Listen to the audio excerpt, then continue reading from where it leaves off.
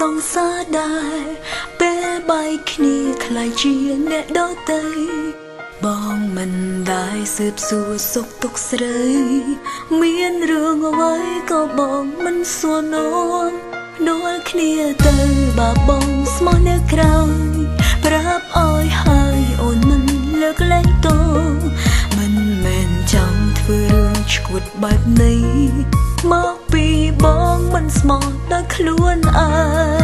ងចូលក៏សែប្រាប់គេប្រវត្តិរបស់បងឲ្យសង្សារថ្មីបងគេដឹងពីបងផ្លាក៏សែតមួយច្បាប់នឹងអូនជាអ្នកភេចចង់លបលៀងតងដែលស្មោះជាមួយប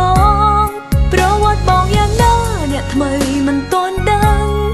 បងមិនបាយខំប្រឹងលាក់លៀមពោបេះដូងចង់ក៏សែប្រាប់គេថាបងធ្លាប់ក្បត់អូនឲ្យគេដឹងមុនហើយត្រៀមខ្លួនឈឺចាប់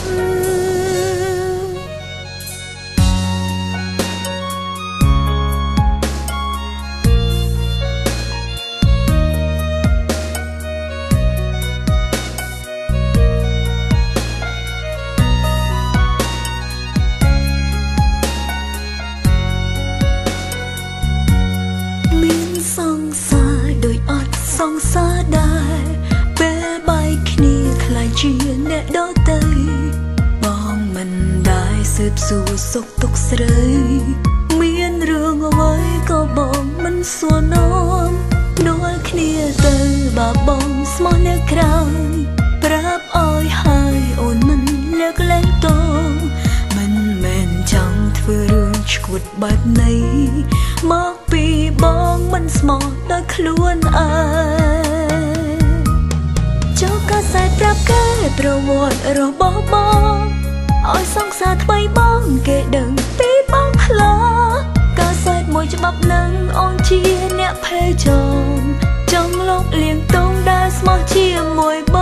ងប្រវត្តិបងយ៉ាងណាអ្នកថ្មីមិនទាន់ដឹងបងមិនបាយខំប្រឹងលាក់លៀមពោបេះដូងចង់ក៏សែប្រាប់គេថាបងធ្លាប់ក្បត់អូនឲ្យគេដឹងមុនហើយត្រៀមខ្លួនឈឺចាប់